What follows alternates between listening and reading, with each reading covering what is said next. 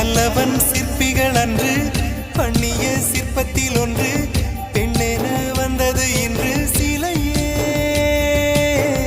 பல்லவன் சிற்பிகள் அன்று பண்ணிய சிற்பத்தில் ஒன்று பெண்ணென வந்தது இன்று சிலையே.